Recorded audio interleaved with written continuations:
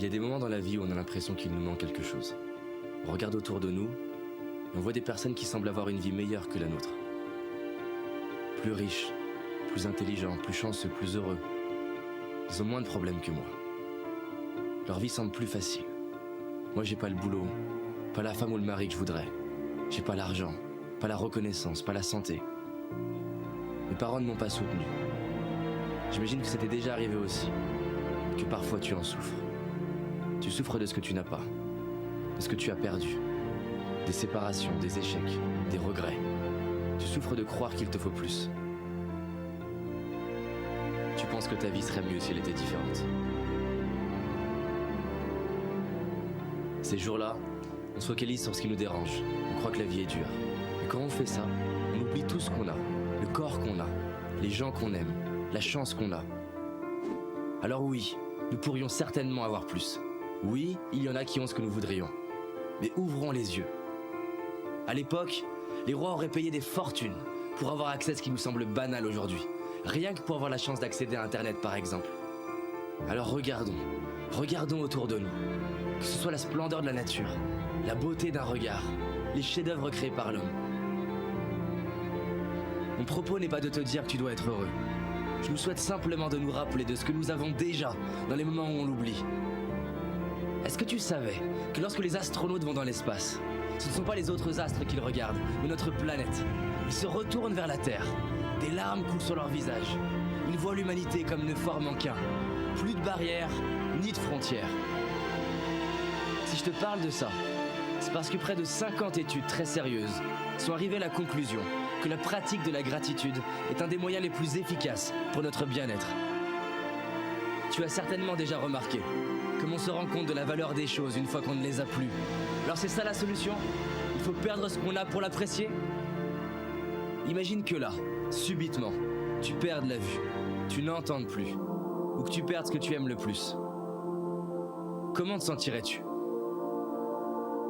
Et imagine qu'un an après, on t'annonce que tu les retrouves. Sincèrement, ce serait pas le plus beau jour de ta vie? Bah, j'ai une bonne nouvelle. Ce que tu aurais cru perdre, tu l'as aujourd'hui. Alors stop à tous ces mensonges qu'on ose croire. Stop aux regrets qui me font croire que c'était mieux avant. Stop à la comparaison qui me fait croire que... Stop à l'impatience qui me fait croire que ce sera mieux plus tard. Et décidons d'ouvrir nos yeux et d'apprécier la magie de la vie.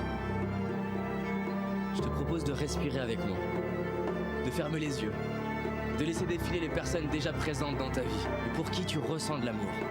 Prends le temps de voir leur visage, leur expression bien à elles, leur regard, le son de leur voix. Tu peux même retrouver des moments où tu vois l'amour qu'ils te portent à travers un regard, un geste, une attention, des paroles. Tu peux toi-même voir ou sentir ces moments dans ta vie où ton cœur était rempli d'amour à la vue d'une personne, d'un paysage. Retrouve comme ça te fait du bien de sentir cet amour qu'il y a déjà en toi. Tu peux ouvrir les yeux et sache que tu mérites de t'aimer tel que tu es. Et que tu le comprennes ou non, tu es aimé toi aussi. Et réaliser ce qu'on a, c'est honorer ceux qui ont été présents pour nous. C'est honorer les personnes qui nous ont inspirés, les artistes, les professeurs, les architectes, les écrivains. C'est honorer tous ces ouvriers, ces ingénieurs, ces entrepreneurs, ces salariés, tous ceux et celles qui ont mis leur talent au service de l'humanité. C'est honorer nos moments de joie, nos fous rires, nos moments de connexion, nos victoires, nos réussites, nos accomplissements. Alors merde à toutes les histoires qu'on peut se raconter, comme quoi on n'a pas de chance, si on a de la chance. Gratitude à mes parents de m'avoir donné la vie, à ma famille, mes amis pour leur présence.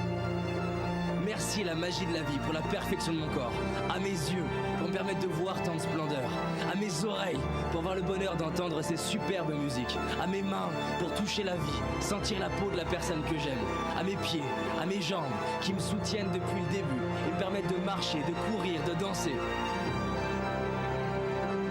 Tu n'as peut-être pas tout ce que j'ai cité, mais tu en as au moins une, et rien que celle-ci, combien elle vaut? Il y a aussi toutes ces choses qui peuvent nous paraître banales et qui pourtant sont si précieuses. Gratitude d'avoir l'eau courante, l'électricité, un toit, des vêtements. Gratitude aux réalisateurs pour leurs films qui nous touchent et nous font vibrer, à ces sportifs qui nous inspirent et nous donnent envie de nous dépasser. Nous sommes tellement chanceux de pouvoir profiter des talents de tant de personnes. Merci à tous ces inconnus qui contribuent par leur simple présence, leur simple travail, à rendre notre vie plus facile. Aujourd'hui, je décide de dire merci. Je décide d'ouvrir les yeux sur la chance d'avoir la vie que j'ai. Je décide d'honorer tout ce que la vie me donne depuis ma naissance. Je décide de vivre, comme si chaque jour je venais de récupérer ce qui est le plus cher pour moi. Et toi, s'il te restait 24 heures à vivre, qu'est-ce que tu ferais? Les gens répondent souvent qu'ils réaliseraient la chance qu'ils ont. Et ils diraient à leurs proches combien ils les aiment. Pourquoi attendre le dernier jour de notre vie? Alors décidons de profiter de notre vie maintenant, d'ouvrir nos cœurs et de dire merci. Maintenant.